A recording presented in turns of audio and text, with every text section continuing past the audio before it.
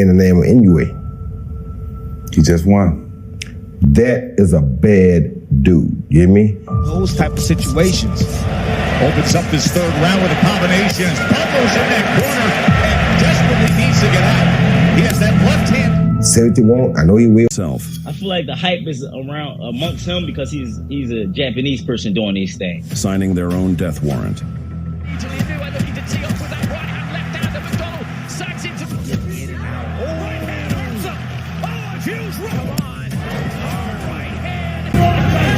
There's that stick from Naoya Inoue. As round 7. Oh, a big right hand from Naoya Inoue. Maloney is down and hurt. The monster. A fearsome flurry. And he's down.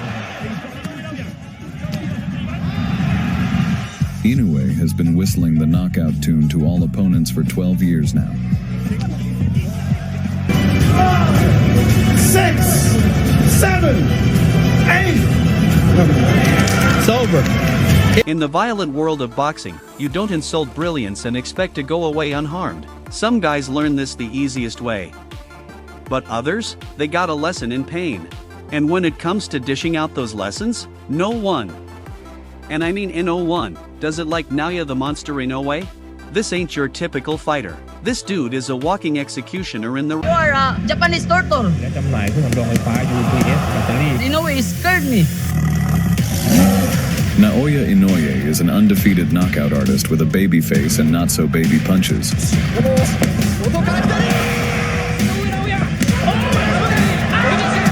Cold, calculated, and extremely meticulous in his devastation. Today, we're looking into those occasions when brash, disrespectful boxers sought to challenge Inoue and was destroyed for it. This is instant karma. This is what happens when you poke the monster. Before we move into the nasty knockouts, let's talk about who we're dealing with. Naoya Inoue isn't only a world champion. He's a once-in-a-generation phenomena. Born in Japan, reared in the dojo of discipline. Yet they dared to show disrespect to his father. And to him personally. I'm gonna smash him, I know I am. But to punish these insolents, the humble Japanese fighter decided to prove to them that they hadn't signed a contract for a fight, but their death warrant. And forged by fire. Inoue became pro in 2012 and made it perfectly clear he wasn't here to play games. From light flyweight to super bantamweight, this guy tormented every level he touched.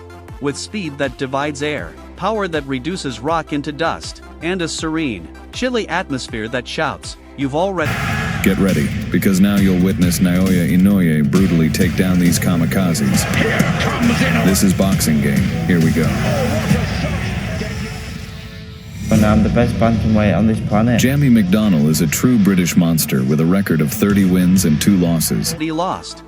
He's not loud, he's not showy, but the way he folds opponents like laundry, that's art. Now let's get to the actual meat, those fighters who believed they could punk Inoue and were degraded in the most severe manner conceivable. Let's begin things off with a guy who believed violence might shake the monster. Juan Carlos Payano, a previous champion. Quick hands, awkward style, and a whole lot of confidence. As well, and Pozo's rattled. And he's hurt. He was the WBA champion and had never been knocked out, which likely gave him the confidence to make such bold and provocative statements about Inoue. I'm gonna smash him, I know I am, you know. But Inoue decided to... In the lead up to the bout, Payano discounted Inoue's credentials, called him unproven, said he'd expose him. Yeah. How'd it work out? Bell rings. 70 seconds later. Payano is laying flat on the canvas, eyes wide, brain rebooting, mouth gaping like he encountered a ghost. One right hand, just one. Show the cocky fighter that in the ring, it's not about the length of the tongue, but the power of the fists. And when the referee signaled... That's all it took for Inoue to delete him from awareness. Instant karma. That wasn't simply a KO. That was a message to the rest of the division. You speak slick about the monster? You're going meet the monster. Emmanuel Rodriguez came in undefeated, a proficient technician holding a world championship, and oh boy, did he think he was slick? He grinned during weigh-ins, shrugged off Inoue's power, thought he'd outbox him. But what he didn't realize is that Inoue's left hook is like being struck with a freight train coated in lightning. Round 2. Rodriguez is dropped once. He stands up. Boom. Dropped again. Up again. Boom. One more time. Down. 3 knockdowns. 1 round. No compassion. Rodriguez went from confident champion to shattered shell. Inoue didn't simply beat him, he demolished him like a machine ripping apart junk. That's what happens when ego meets greatness. Now let's speak about Jason Maloney, a strong Aussie with heart for days, but he made one enormous mistake. He believed heart alone could defeat the monster. Maloney came to fight, came to press forward, came to make it harsh. But Inoue, he doesn't do tough, he does clinical. He baited Maloney, brought him in, and boom, a counter right hand direct to the temple. Maloney struck the canvas like he was sniped from the rafters. And the worst part? Inoue didn't even flinch, just gazed down at his opponent like, "You done?" That's quick retribution for believing you can charge a sniper. Michael Das Marinas went in with confidence, flexing hard during the weigh-ins, shouting big talk like he was gonna stun the world. But when the bell rang, reality slammed harder than anything Das Marinas had ever felt. Inoue tore into him with left hooks to the liver that transformed his body into jello.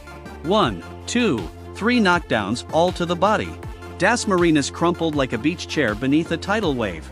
You don't disrespect Inoue and hope to go away clean. He'll make your organs file a restraining order against your ribcage. Nonito Donaire is a legend, but in their first bout, he gave Inoue hell. So for the rematch, he came in hot, full of confidence. Said he was going complete what he began. But Inoue doesn't forget, and he doesn't forgive. In round 2, he led Donaire into a trap, a massive left hook to the body, boom. Donaire crumbled like paper in the wind. This wasn't simply a win, it was a message. Even legends don't get a pass. You came cocky, you get cooked. Stephen Fulton Jr. came in undefeated, pure American slickness, thought he was too brilliant, too quick, too polished. He and his crew spoke that talk, said Japan hadn't seen his type of style. Well, Japan saw it alright. For 8 rounds, suddenly they saw Fulton fall. Inoue broke him down slowly, then dropped him with a powerful right hand and ended him with a flurry that rocked the crowd. Fulton's swagger changed to stillness. That's what happens when hubris walks into the ring with surgical damage. Inoue's style, why he's so dangerous. So what makes Inoue so deadly? It's not just power, it's how he sets it up. His timing? Impeccable. His footwork? Like a phantom. His precision? Scary. He doesn't waste shots, every punch is placed with GPS-level precision. He baits, he traps, he punishes. And when you question him, when you criticize him, when you disregard his greatness, that's when he exposes his evil side. The quiet monster wakes awake, and someone goes to sleep. Inoue isn't simply a physical beast, he's mentally immovable. You can speak trash, you may attempt to get in his brain. But this guy is a stone wall, calm, focused, calculated. He fights like he's playing chess with live bombs. He doesn't lose his temper, he channels it, converts it into precise violence.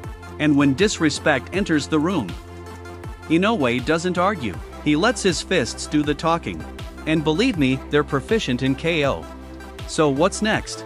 Super bantamweight? Featherweight? Doesn't matter. Wherever he goes, corpses are going drop.